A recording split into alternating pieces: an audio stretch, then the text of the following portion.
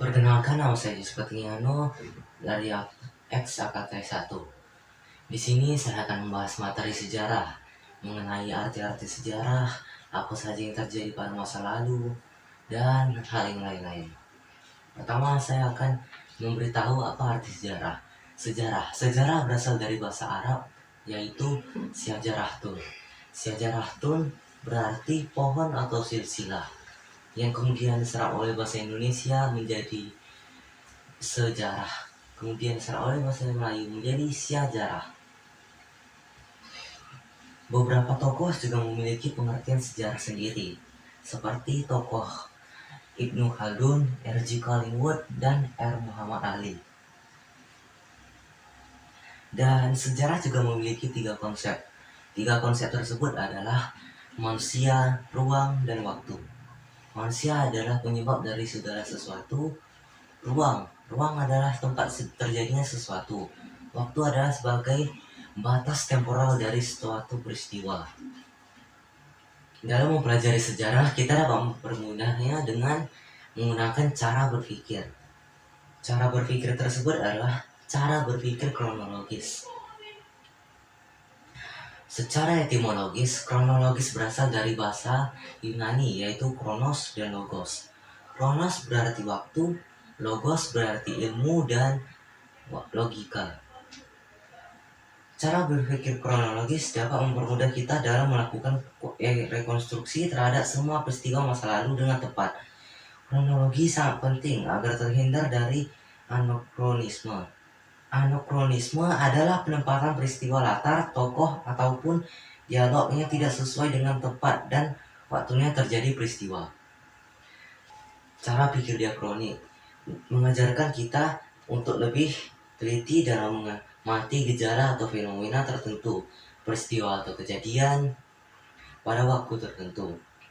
Masih berhubungan dengan pembatasan waktu. Sejarah mengenai istilah periodisasi, yakni pengklasifikasian peristiwa sejarah dalam tahap-tahap dan pembabakan sebelum menyusun periodisasi.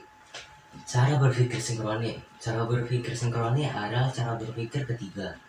Sinkronik berasal dari bahasa Yunani, yaitu sin dan kronos. Sin berarti dengan, kronos berarti waktu.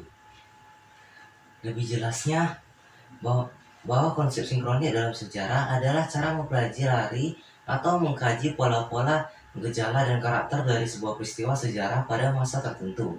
Secara umum, sinkronik mempunyai ciri-ciri sebagai berikut. 1. Mengkaji peristiwa sejarah yang terjadi pada masa tertentu. 2. Menitikberatkan kajian peristiwa pada pola-pola, jejak, dan karakter. 3. Bersifat horizontal. 4. Tidak ada konsep perbandingan. 5. Cakupan kajian lebih sempit dan diakronik. Kajiannya sistematis. 7. Sifat kajian mendalam. Sebenarnya sejarah bukan sekedar catatan panjang dari manusia pada masa lalu. Catatan peristiwa-peristiwa masa lalu tersebut menunjukkan perubahan dan keterlanjutan dalam sejarah manusia. Dalam konteks sejarah, perubahan adalah transformasi atau kejadian perubahan dapat terjadi secara cepat atau lambat.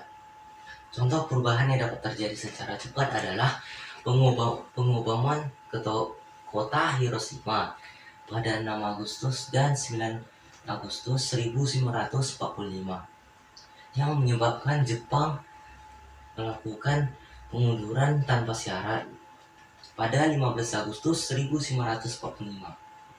Masuk bab 2, kita akan membahas perkembangan bumi dan munculnya makhluk hidup.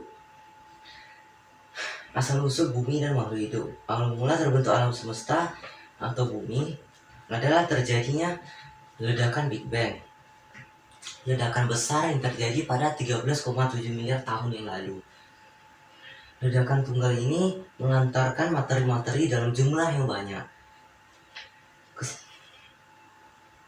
Sebagai hasil dari lontaran dahsyat itu, bumi awalnya berbentuk gumpalan gas yang panas dan terus menerus berputar, semakin lama menjadi padat.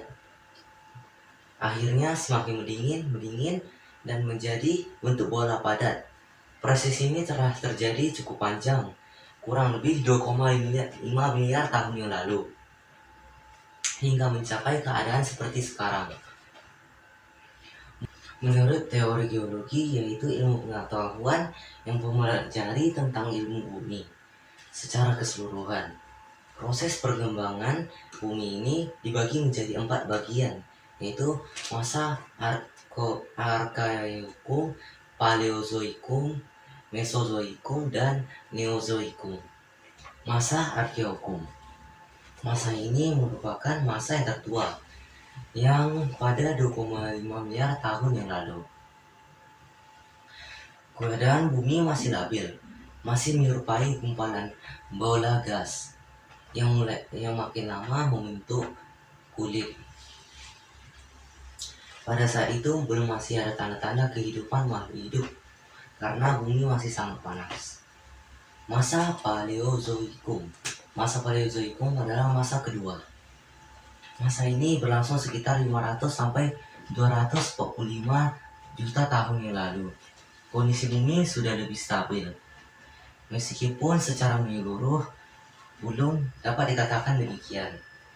Secara berangsur-angsur, bumi mulai mendingin dan mulai terlihatnya tanda-tanda kehidupan berupa makhluk bersel satu yang lebih dikenal dengan nama mikroorganisme.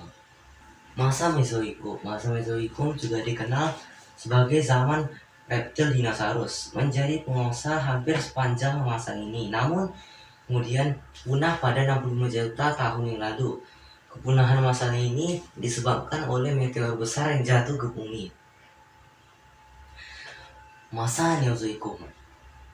Pada masa ini, hewan berukuran besar yang sudah mulai jauh berkurang. Masa ini dibagi dua menjadi yaitu zaman tersier dan zaman kuarter.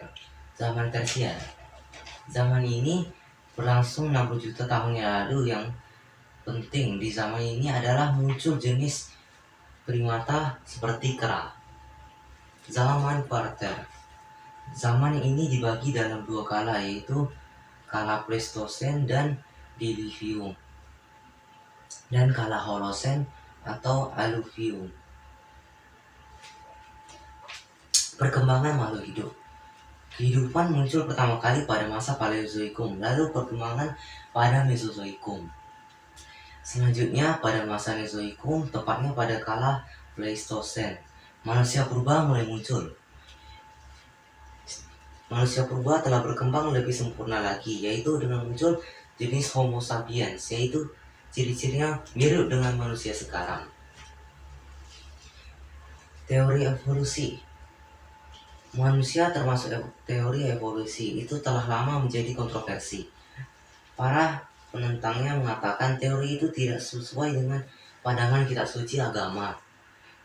Selain itu, dari sisi keilmuan, teori evolusi dianggap tidak dapat menjelaskan adanya mata rantai yang hilang, yaitu penghubung antara generasi makhluk berbulu berekor seperti monyet dan makhluk cerdas Homo sapiens.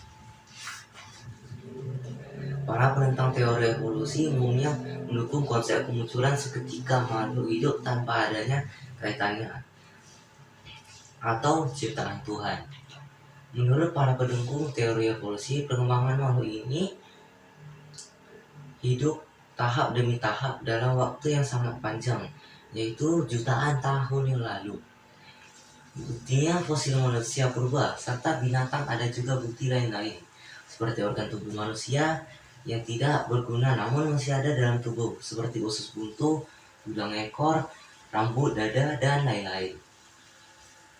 Banyak teori tentang munculnya kehidupan di bumi, seperti teori Harold Urey. Menurut teori ini, kehidupan terjadi pada kala ini di udara atau atmosfer. Ada juga teori Charles Darwin. Teori Darwin memiliki pandangan semua kehidupan makhluk hidup memiliki leluhur yang sama, yang membayangkan sejarah kehidupan di bumi mirip sebuah pohon yang sangat besar, yang awalnya adalah batang tunggal berupa sel-sel pertama spesies, baru-baru bercabang menjadi